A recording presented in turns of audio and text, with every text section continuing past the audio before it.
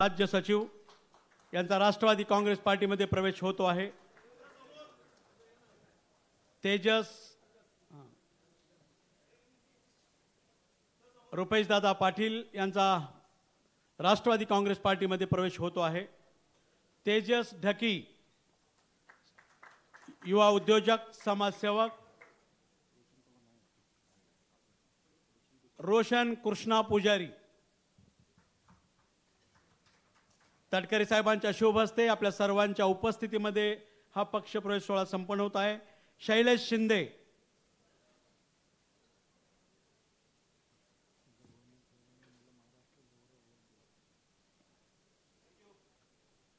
चंचलाताई बनकर,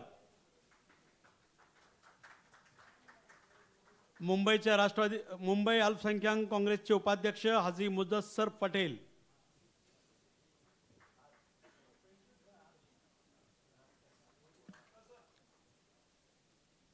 रोशन पवार, रोशन पुजारी, शैलेश शिंदे, अल्पशा तेजस पटेल ज्यांचं नाव घेतोय त्यांनी कृपया पुढे यायचं आहे।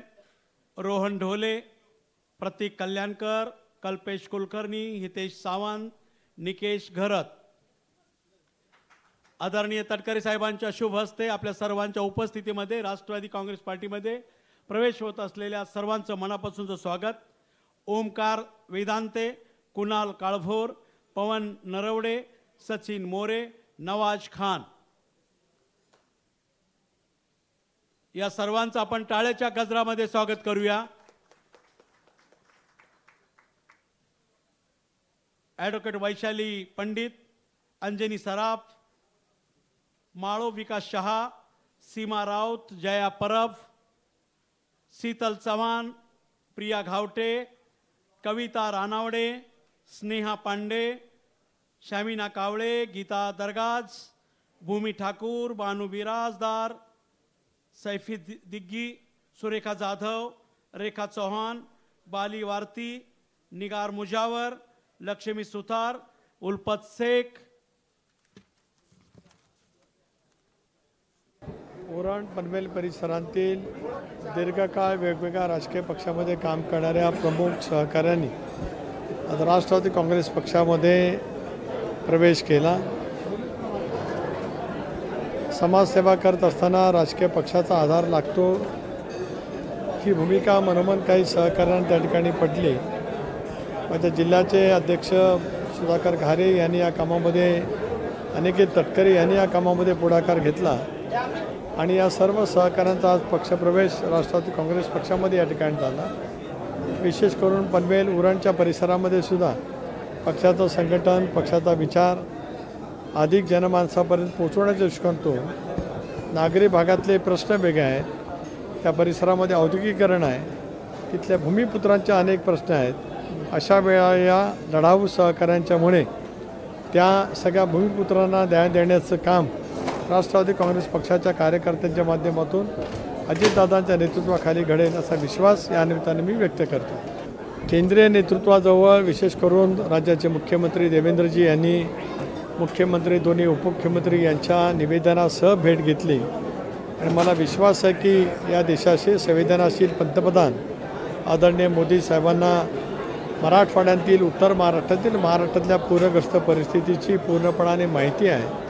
त्याच्यामुळे केंद्र सरकारकडून भरीव अशी मदत राज्याला पूरग्रस्त परिस्थितीमध्ये शेतकऱ्यांच्या शेतापर्यंत पोहोचवण्याच्या दृष्टिकोनातून निश्चितपणाने मिळेल। राष्ट्रवादी काँग्रेस पक्षाची भूमिका आहे की प्रचलित NDRF, SDRFचे जे काही नियम आहेत हे नियम बाजूला ठेवून, कारण यावेळचं पीक नुसतं सीमित गेलेलं नाही तर मराठवाड्याची भौगोलिक परिस्थिती लक्षामध्ये घेता पुढचं पीक जर काय घ्यायचं असेल तर शेती पूर्ववत करण्यासाठी सुद्धा कोट्यावधी रुपये त्या ठिकाणी लागणार आहेत। अशा वेळेला केंद्र सरकारच्या मदतीतून राज्य सरकारने, विशेष करून देवेंद्रजी असतील, अजितदादा, एकनाथराव यांच्या नेतृत्वाखालच्या सरकारने यामध्ये अधिक पुढाकार घेऊन लवकरात लवकर दसऱ्यापासून ते दिवाळीपर्यंत ही मदत शेतकऱ्यांच्यापर्यंत पोहोचेल अशा पद्धतीचं नियोजन करावं ही राष्ट्रवादी काँग्रेस पक्षाची मागणी आहे।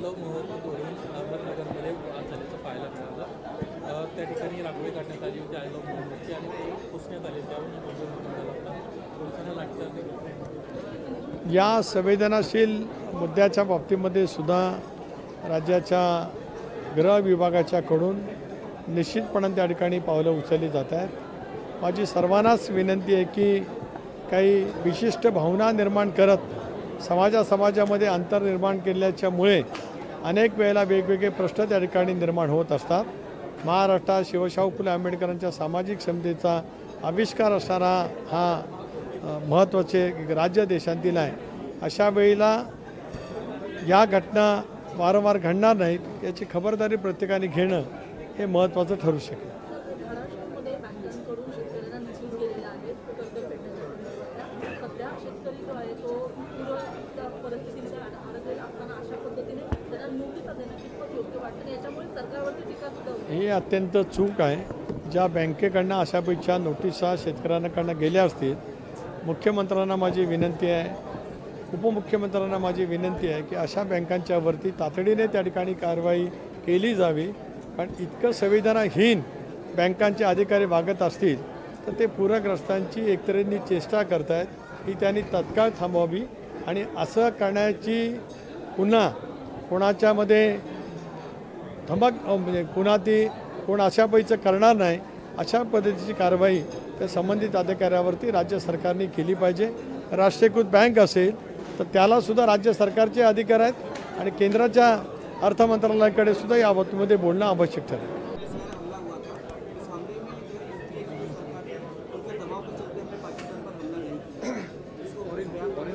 नहीं, मैंने कुछ सुना नहीं क्योंकि देखिए इसका मतलब चिदम्बरम जी यूपीए के गवर्नमेंट में मुझे लगता है गृह मंत्री थे। नहीं, गृह मंत्री बदला गए, पहले तो शिवराज पाटिल जी थे।